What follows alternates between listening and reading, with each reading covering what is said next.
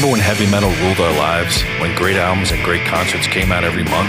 Yeah, the 80s. Well, it's time to look back at those days, so take out your old vinyl And cassettes. put on your denim jacket. And raise your fist in the air. It's time for the 80s Metal Hang, a classic heavy metal podcast. Oh, yeah. This week, we dive into Dio's debut album and serve up a big piece of Iron Maiden history. All of this plus Blackfoot, Uriah Heep, and Rush on the 80s Metal Hang, a heavy metal history podcast. And welcome back. This week, we're going to be speaking about two of the most important albums in heavy metal history. We're talking about Iron Maiden, Peace of Mind, and Dio's Holy Diver. Just absolute classics. Absolutely. I don't think there's any list that you can make of the most important or biggest heavy metal albums of the 80s without including these two albums. And the amazing thing to us is that they came out a week apart from one another. In May of 1983, around May 17th, Peace of Mind came out. And then a week later, on the 24th, Dio's Holy Diver came out. So it's amazing to think that these two classics, you could have bought 1 week with your paper route money, and then the next week with your paper route money. Mowing the lawns, you go and get an album. Exactly. But you're right. I mean, so right one after another, these two classic albums. The band Dio, this is their debut album, and it exploded onto the scene. I mean, there's nothing bad about it. Nothing bad about either record, to tell you the truth. Definitely not. And that's, I think in all our past episodes, we've talked about 5 or 6 different albums, but I think we could probably fill up an episode maybe with just these two. We'll see. But there's just that much to say about it. Craig and I even joked about, how do you take notes on something and organize your thoughts about albums that have been part of your listening history for, 40 some odd years. But, we'll start with Peace of Mind. It's their 4th album. Iron Maiden had changed singers after their second album from Paul Di'Anno to Bruce Dickinson. They recorded the equally classic Number of the Beast in 1982. And that's speaking of Number of the Beast, that's the one I remember the most. And I think nostalgia-wise, that's my favorite. I still remember getting the cassette for Christmas and putting it on and hearing Invaders and the guitar chords, and you could hear the squeak of the strings when he changes the chords. It's just nostalgia. It's a great record too, but that's what I always think about. I didn't own my own copy of Number of the Beast. I was going to say I recorded it off somebody's album. I borrowed the record from somebody, but I guess it wasn't you because you said you had the cassette. And I don't think I had a fancy dual cassette deck at that time. That was like another level. Yeah, did anybody we knew? I don't know. That's like when your parents got a raise or something. That's when you got the dual cassette deck. Like that was not something people normally had. You put it next to the videotape recorder. Exactly. Or the Betamax. But this is the first Iron Maiden album that I bought new. I mentioned earlier it came out on Tuesday. Remember records used to come out on Tuesdays? For the most part, unless some of the shady ones got a little early. You're saying record stores wouldn't always follow that? Is that what you're saying? I'm not saying anything. Don't out anyone. That's what I hear. But if memory serves me correctly, you don't have to send in gifts, but my birthday is May 14th. So I definitely got Peace of Mind that week that it came out. I don't know if it's because of the love of Number of the Beast, or I read it in a magazine, or I'm not exactly sure when the Flight of Icarus video debuted, but I probably took birthday money from that Saturday and I went out and I bought Peace of Mind. And it's a pretty vivid memory of getting the album and reading the lyrics for the first time. But this is a great Iron Maiden album, but another Iron Maiden album of change. They changed the lineups each of the first 4 albums. Who's new on this one? Yeah, this one is the first one with the new drummer, Nico McBrain. And you could hear slight stylistic differences. He's just solid, too. And in my opinion, I feel like with these lineup changes and maybe some maturity, that this record sounds different a little bit. They sound like they came into their own. It's more polished. It could be that they got rid of some chaos with the old singer. He had some drinking issues, I believe. I don't know what it is, but you could hear the difference. Kind of, I compare it to when you listen to Blizzard of Oz versus Diary of a Madman by Ozzy. You could tell that they came into their own. This, you could hear the more polishing, if you will. I can't think of a good word. Yeah, so maybe this is the lineup, and we know that it stays this lineup through the next, bunch of classic albums, but replacing the singer for Number of the Beast, now replacing the drummer. And now everyone's really involved in the songwriting also. 99% of the songs up until this point had been Steve Harris written. On Number of the Beast, there was a couple of Adrian Smith co-writes with The Prisoner and 22 Acacia Avenue, and I think Gangland. But Bruce now says that he did a little bit of writing on Number of the Beast, but he couldn't get credit because he was still under contract with his old band Samson. But at any rate, Peace of Mind has great Steve Harris compositions. It has a new writing partnership with Bruce Dickinson and Adrian Smith together. Even has a Dave Murray co-write on a song, which was rare. But right off the bat, right out of the gate, they introduced a new drummer with a classic drum intro to the first song, Where Eagles Dare. Yep, and after that, we go to Revelations and so on. And the interesting thing about this album is the songwriting, because a lot of the titles are after famous books. Like or topics like Sun and Steel was about the life of a famous samurai, Miyamoto Musashi. If you know anything about martial arts or swordsmanship, he used to use two swords and he was like unbeatable. But anyway, and To Tame a Land, that was based on Dune. They wanted to call the song Dune, but they couldn't. They wrote to Frank Herbert, the guy who wrote Dune. They wrote to him and they got a response saying no. They actually said, Frank Herbert doesn't like rock bands, particularly heavy rock bands, and especially bands like Iron Maiden. So, yeah. That's your loss, Frank Herbert. Yep. I actually I'll get to this later, but I saw Iron Maiden on this tour, and Bruce, before To Tame a Lamb, were going a tirade against Frank Herbert and ended by cursing him out and then introducing To Tame a Land. But yeah, there's so many stories behind the writing of this, the recording of this, the influence on the songs, that you mentioned Revelations. So after Where Eagles Dare, which I think is also a movie, it may have been a book too, but then Clint Eastwood had a movie, Where Eagles Dare, I think. Once Iron Maiden continues, album 5, 6, 7, and 8, you started to realize that there was a pattern of Steve Harris especially taking lyrical ideas from old books and movies. But Revelations, the second song, another Iron Maiden classic, still played live today, totally written by Bruce Dickinson. And he plays guitar in there. Live he used to play guitar. That was a glimpse of the future with Iron Maiden having 3 guitar players. But yeah, Bruce used to play guitar live during Revelations.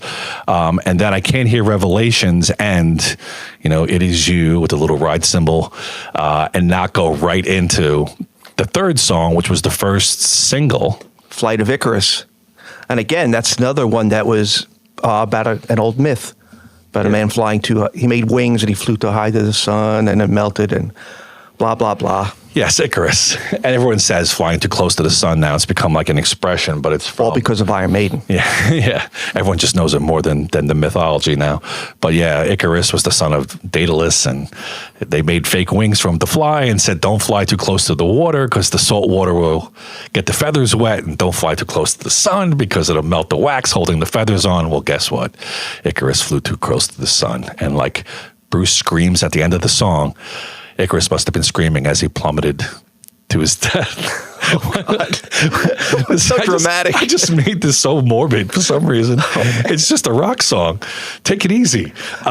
Speaking of morbid, it's followed by Die With Your Boots On. Die With Your Boots On. It's funny, some of the songs do sound so dark, but you ever see Iron Maiden play live? They're all smiling. Dave Murray's smiling. Yeah. Steve Harris is looking at the crowd singing the lyrics, smiling. Like they're not it's weird to say when you read the song titles, they're not a doom and gloom band, really. Even Hallowed Be Thy Name. It's so depressing if you read it, but not to them. Not to them. Not to them. So yeah, I mean, he shouts at the crowd. You think of David Lee Roth saying, who wants to have some fun tonight? And they go into like Feel Your Love Tonight. Bruce often said, if you're gonna die, and the crowd would chant back, die with your boots on. Oh God. But that first side, and again, we're old guys talking about the 80s, so to us it's still sides. So side 1 ends with the uplifting Die With Your Boots On. Yes. And then flip it over. Oh man, you flip it over and boom, you go right into the Trooper. I mean, what a way to start side 2. I still remember that. Not to bring up the band again, but we used to play that and we loved playing it. We had another guitar player and I was introduction to playing harmonies together, and it was just so cool. Yeah, a lot of times it would be hard to find a singer. At a young age, it was always hard to find a kid who was willing to sing in middle school. And a lot of times we would play it and we wouldn't have anyone to sing those iconic first four lines. We'd just go da-da-da-da-da. You take my life, but I'll take yours too. Da-da-da-da-da. We just look at each other and mouth the words like we are now. And you could tell neither of us sang it for You Just Heard Me Try. That's why. So yeah, Trooper, again, the classic that they still play every show. But then it was brand new and it was amazing. It is amazing, regardless of how often they've played it and how many live albums it's appeared on. But that was the second single. They have a video for Flight of Icarus, which was a great video, by the way.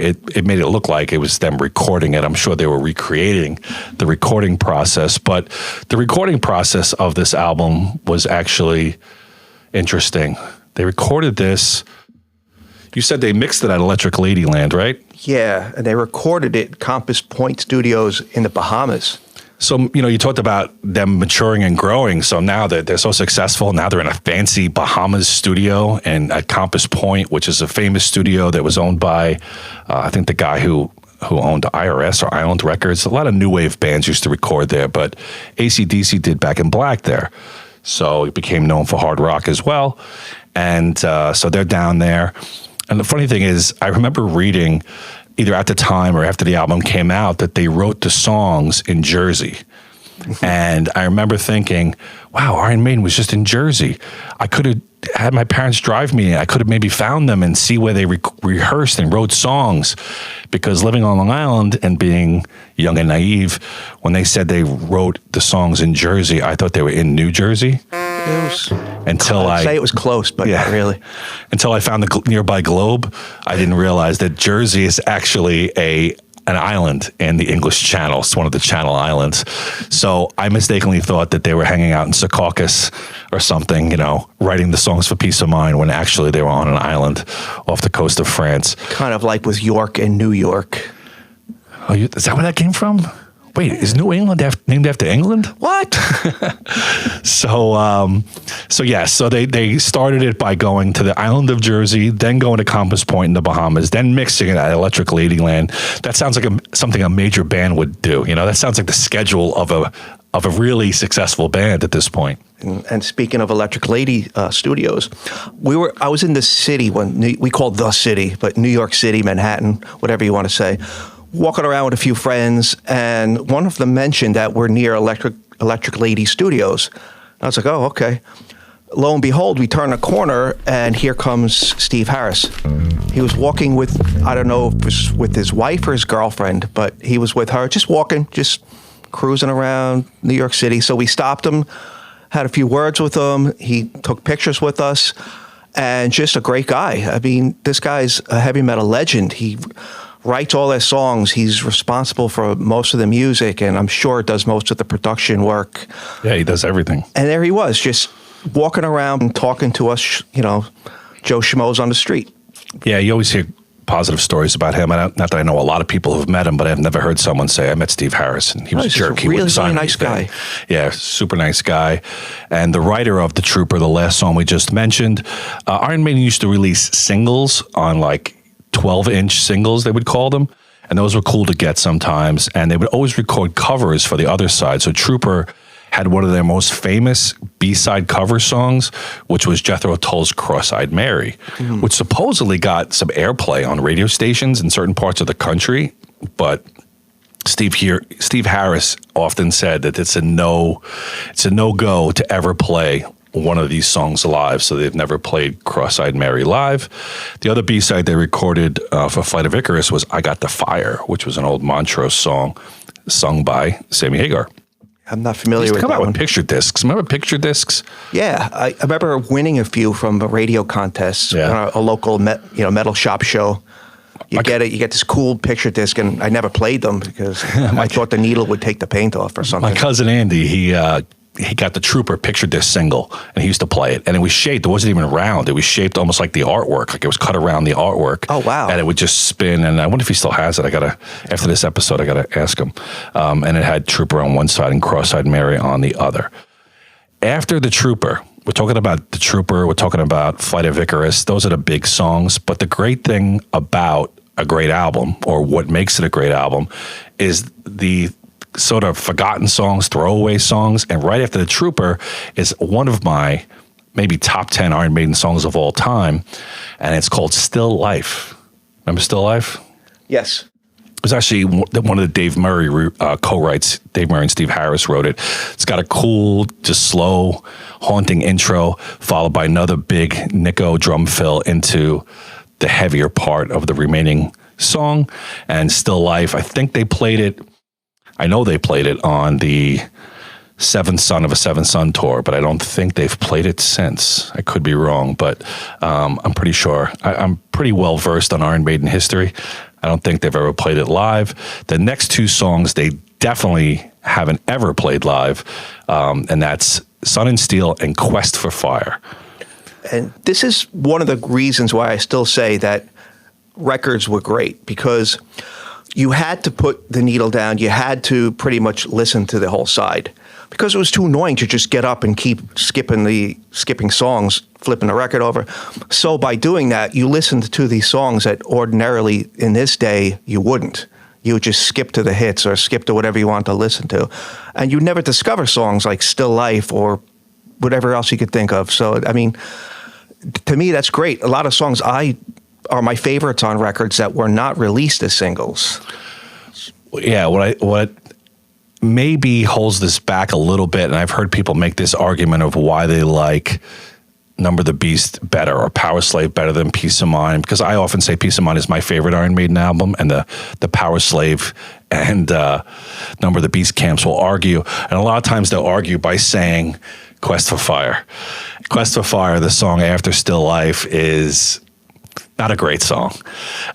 It's based on prehistoric times. There had been a movie a couple years prior called Quest for Fire. Yeah. And I mean, when the first line of this song is, in a time when dinosaurs walked the earth, you know, it kind of like, you feel like you're listening to your social studies teacher a little bit, but it's not a great song, maybe a slightly skippable song, but I don't hold it against them. This still doesn't detract from a great album, and I wouldn't skip it either. Like Craig said, the songs all seem to fit together. You get used to the order. So, but once we get to Sun and Steel, I think is an all-timer and just sort of forgotten about, never played live. You mentioned it earlier. Mm-hmm. Besides, would you say it was on a samurai, based on a samurai? Yeah. Miyamoto Musashi.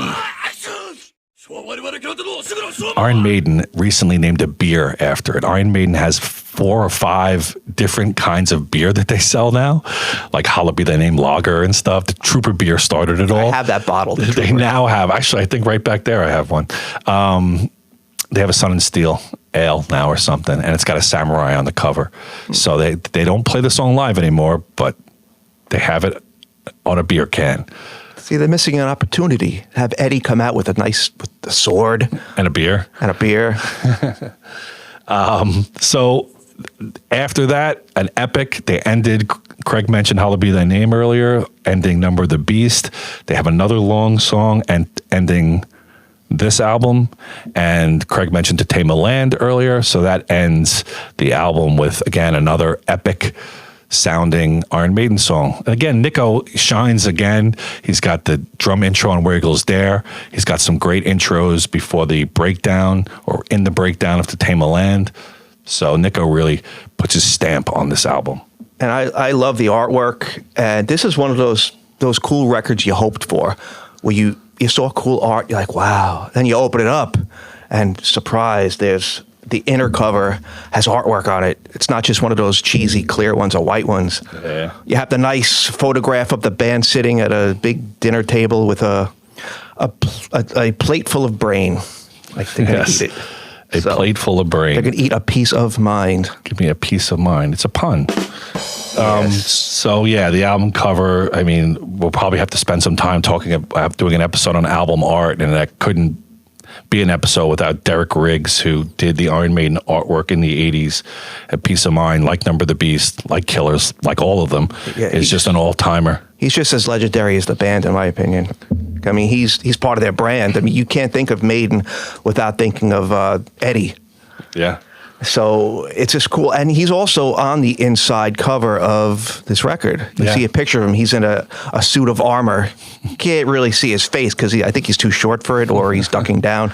But he's there. And who's in the other one? Is that Rod Small, the manager, or Martin Birch? It's Martin Birch. Martin Birch. Yeah. Yeah, Martin Birch has to be talked about also. He did Killers. He did Number of the Beast. He does this one. He does the next 5 after this. But Martin Birch goes back to Rainbow, goes back to Dio's Black Sabbath, some Whitesnake albums. He is like the go-to producer for this genre of music. I gotta stop saying The album is not just some underground classic that Craig and I are overrating. It actually went to number 14 on the album charts of Billboard.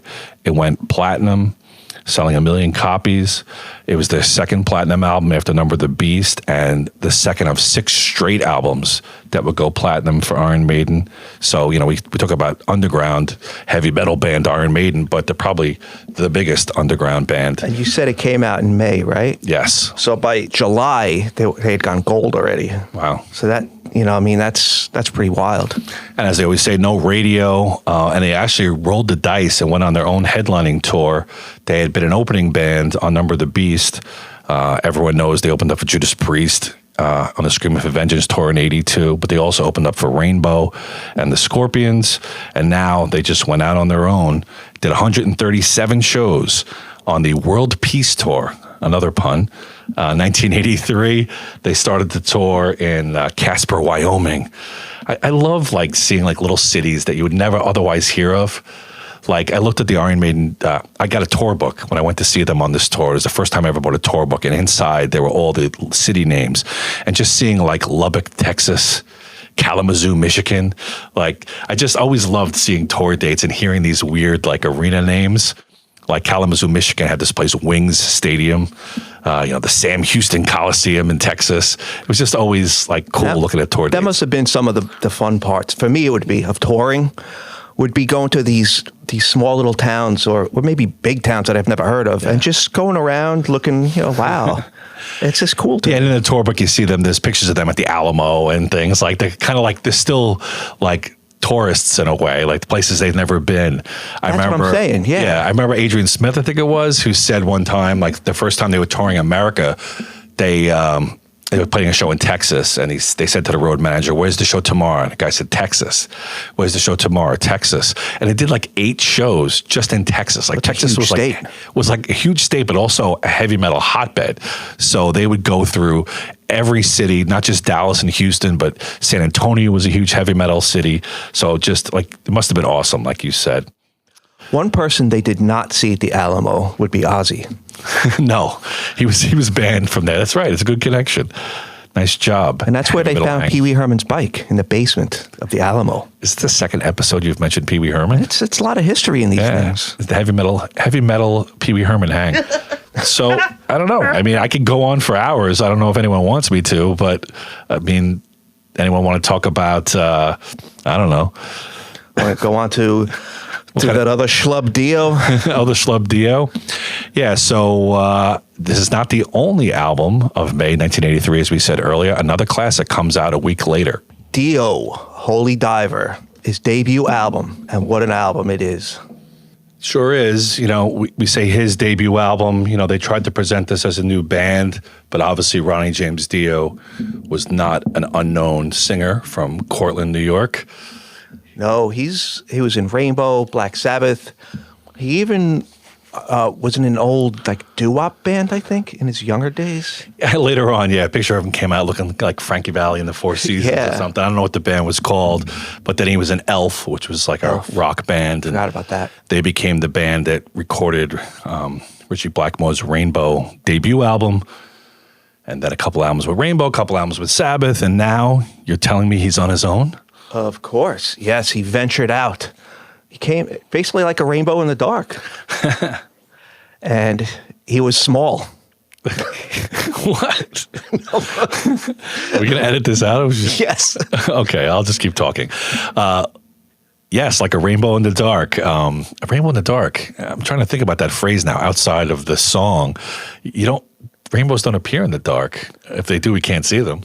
No, so it was pretty wild. It's pretty wild lyrical content. But Dio, coming from Rainbow and Sabbath, he's not a stranger to this heavy metal world. Not that maybe Rainbow's heavy metal, but Black Sabbath sure as heck is. They invented it.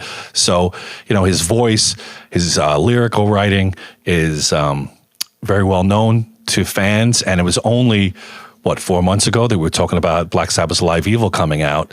So, he just had a Black Sabbath album come out a few months earlier, but everyone may have known by this point that he was not in Black Sabbath anymore. And like Rob was saying, he wrote the lyrics. He wrote, I think, most of the music or all of it. I haven't looked at the liner notes. On Holy Diver? Yeah. It was a lot of co-writes with other people. He says he had Holy Diver and Don't Talk to Strangers written prior to the album. Not only that, but he actually produced this album. Well, I think Dio's mindset, if you read, he's got an autobiography that he was working on when he passed away that ended up being finished by his wife and this rock journalist, Mick Wall. It gives you like chapters leading up to the writing, recording, releasing Holy Diver. And he wanted more control. He says, I dealt with Richie, I dealt with Tony, meaning Richie Blackmore, Tony Iommi. He was not in charge of those two bands. So now he's finally in charge of a band, and he's going to decide on the artwork. His wife's going to be the manager. He's going to be the producer. But he couldn't play all four instruments, so he had to go out and get a great band, and he did. And, speaking of producing, that was like a coin flip because having all the control could have gone very well or very bad. Yeah. I'm sure there are some musicians who don't really have that knowledge of what the public wants or what's in, as they say. A producer, that's what they do. They know what people want to hear. They know what sounds good. They know what is in that time period. And he did it. He took the chance, and it worked. I just recently listened to this from front to back, and I almost forgot how solid this whole record is. Like every song. I can't say it enough how good it is. So, yeah. Yeah, so he's producing it himself, and obviously, like Craig said, it works out really well. Everything about the album is classic. And it's funny because he worked with Martin Birch, the producer we just mentioned with Iron Maiden's Peace of Mind. The last few years, Martin Birch did Heaven and Hell, The Mob Rules. I want to say a Whitesnake album in there, maybe Saints and Sinners, but don't quote me. And then Peace of Mind. Like, he very well could have been, if Dio was looking for a producer, he could have gotten Martin Birch too. So, like, there's a lot of Martin Birch connections to both of these bands' careers. But Ronnie couldn't play all the instruments, so he had to go out and get a band. So he got Vinny Appice. He sat down with Vinny and asked him, what do you want to do? He could have stayed with Sabbath if he wanted to. But Vinny, was a hired gun by Sabbath, so he decided to go with Dio. So when they started writing the album, they were basically just at Dio's house in California, and Dio would play bass. He was a bass player, going back to his youth, and they just started jamming. He says they played Holy Diver just on bass with him singing and Vinny playing the drums. He said he had most of Don't Talk to Strangers written, but then they went looking for guitar players. And the first guitar player that they looked at was in L.A., Jakey Lee. Oh, really? Jakey Lou Williams, as he was then known. I like Jakey Lee. So they brought him around. He had been in a band in L.A. called Rough Cut, and Dio's wife started managing them. They brought him in as a guitar player, and after a couple weeks, month, whatever, it didn't really work out, and off he went. And obviously, he got another gig, we all know, with Ozzy's band. But they then was this the same Rough Cut with Paul Shortino? Yes, of Spinal Tap fame? Yes, and eventually with Craig Goldie, who ends up going through Rough Cut into Dio later on. But the makeup of the bands Rainbow and Black Sabbath, Dio realized that there was always this British-American mix, and he wanted that again. So he and Vinny went to England to scout out other guitar players and came around to an Irish guitar player. Yes, the amazing Vivian Campbell. Ooh. I used to love his style. He was so interesting, the way he played. It was kind of unorthodox in some ways. His tone was kind of a little dry. He did a lot of muted playing, it was just really cool. He was one of my favorites, and he was a big Charvel player. Charvel, yes. Who wasn't back then? We were just looking at the album, which we have right in front of us, and it thanks, like they used to always thank their equipment companies and who endorsed them. And the first one is Charvel guitars, followed by Zildjian cymbals. But Vivian brought a couple of riffs, and that became, Stand Up and Shout and maybe Caught in the Middle. And the funny story is he, according to Dio, was asking his former Rainbow bandmate, bass player Jimmy Bain, who are the hot guitar players, young guitar players in the UK. And that's how he came across Vivian Campbell, through Jimmy Bain. So Dio gave Jimmy Bain the permission to tell Vivian Campbell, come over to England, come meet with us in a rehearsal studio. And when Vivian Campbell came on the day that he was supposed to come, Jimmy Bain came with him carrying his bass. So Dio joked, I guess you're in the band now too? So that's basically how it was formed. Jimmy Bain, Vivian Campbell, Ronnie James Dio, Vinny Appice. They flew back to LA to record this album. And the rest is history. The rest is history. And just a side note, when we mentioned Rough Cut and Paul Shortino, I said of Spinal Tap fame, because he's in the movie Spinal Tap. Yeah, that's right. He's the singer of the big band that kind of just totally blows off Spinal Tap. That's right. Yeah, so you weren't making fun of him, like saying he's Spinal Tap-ish. No, great singer. He's actually in the band. In the movie. He's got an IMDb page. Yeah, it's when they say, oh, we'd love to talk, but we have to go sit outside and wait for our limo. Yeah, we have to go over there. Where are you playing tonight? I think one of the guys in Spinal Tap says, where are you playing tonight? He goes, I don't know, the Enormo Dome.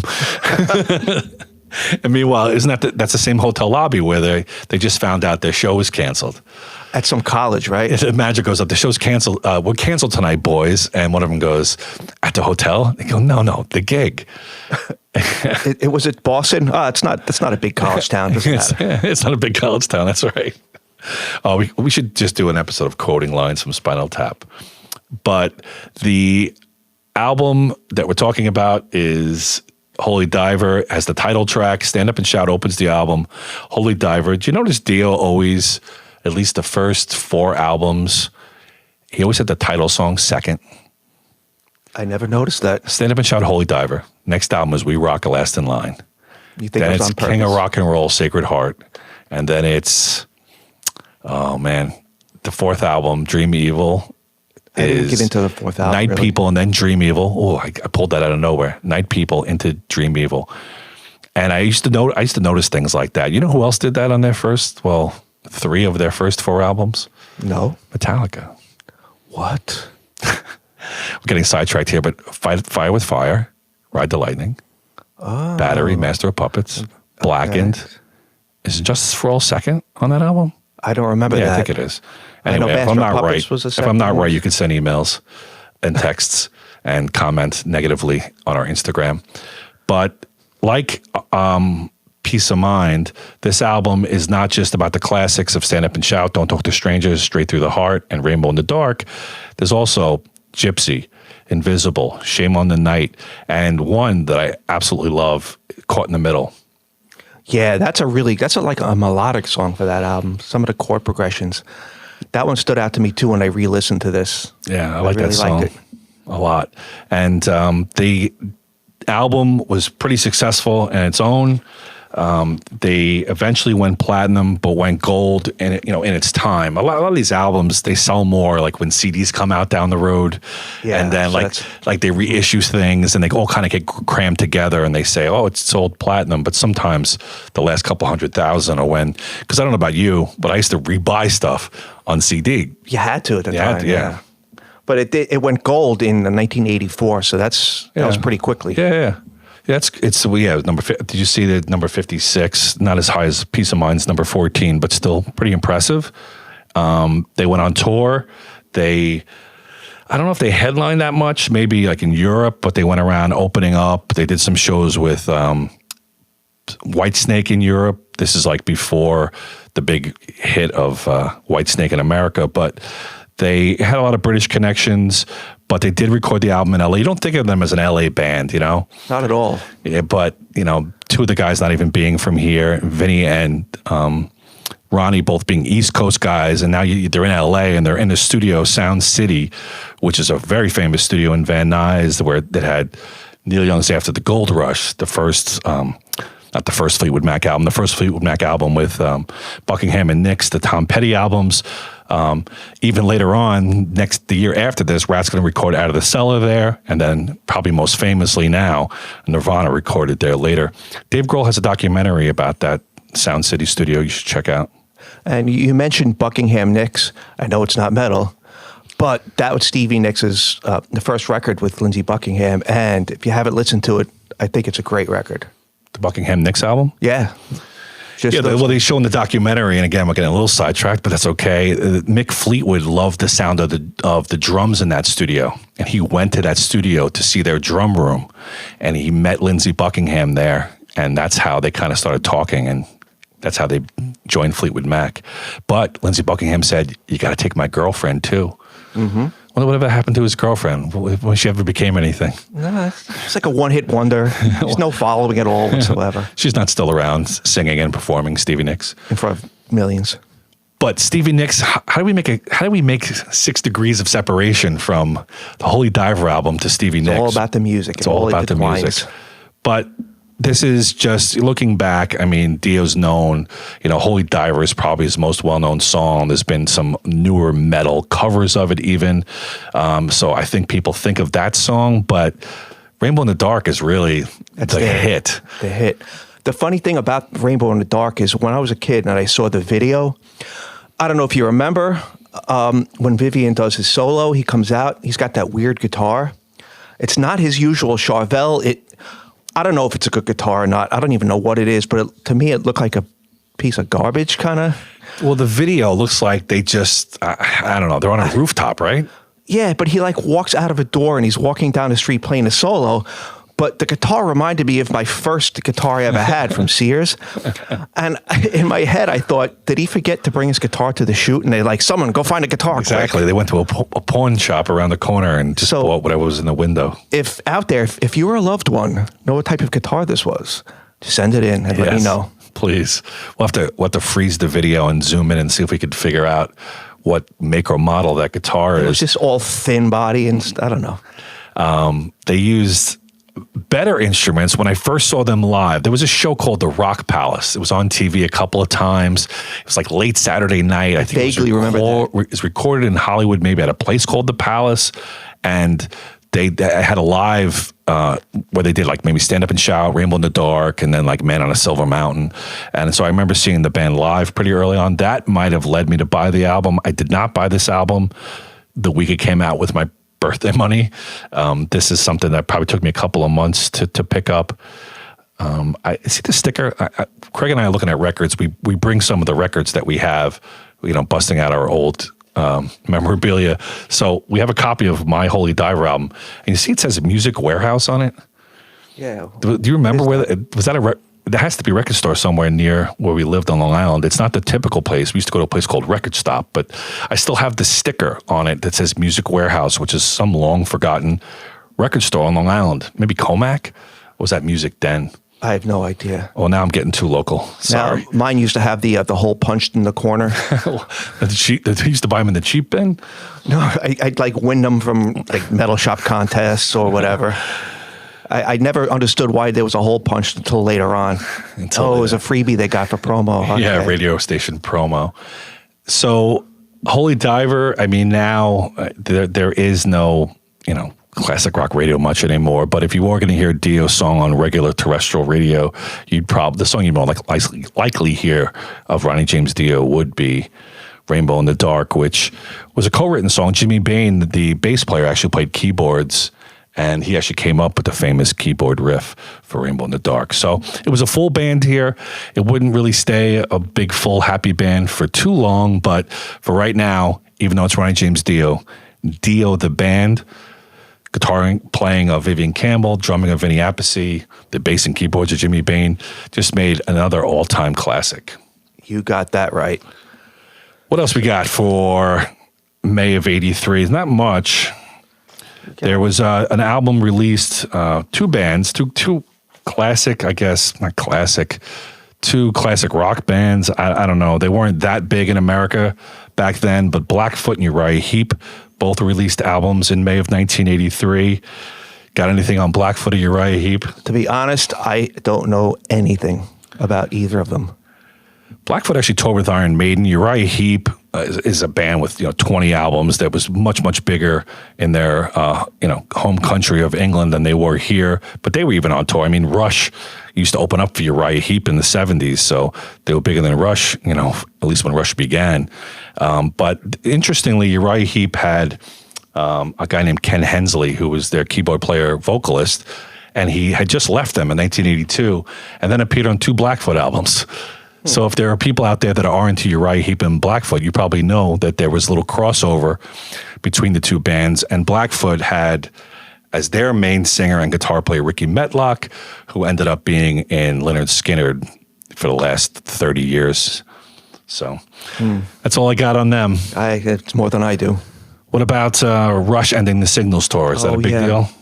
Yeah, he said it was their... I think you told me earlier that was their last date was in this month. Yeah, the Signals tour. I have all information, and I had a tour book and shirts because I went to my first concert was Rush on the Signals tour.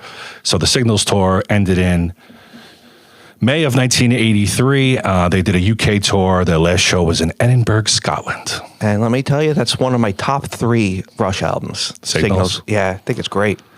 It was actually, it was that, Moving Pictures, and the almighty 2112. That's a good trio of albums right there. No specific order, I don't think. No specific order? Just a triumvirate of great albums? Yes. Fantastic. All right, so that is all we have for this week. Make sure to follow us on Instagram at the 80s Metal Hang. You can also Gmail us at the 80s Metal Hang on Gmail or at Gmail. And the 80s Metal Hang on Instagram. And it's 80, like the 80s, it's 80 Metal Hang, 80S Metal Hang. And for those of you with Spotify, and if you're listening to this podcast on Spotify, you obviously have it. We also have playlists at the 80s Metal Hang on Spotify, where every week we put up songs on a playlist that we talked about. So you're going to see Iron Maiden songs, Dio songs, Blackfoot songs, Uriah Heep songs, and maybe even a live Rush song. And on our Instagram, we're going to post some photos so you could see what we're talking about with album cover art, or whatever we're talking about if you want to see them. Maybe the weird guitar in the rainbow in the dark video. Or my cousin's Trooper picture disc. My picture with Steve Harris. Oh, yeah, that'd be a good one. All right, everyone, we'll see you next week. See ya.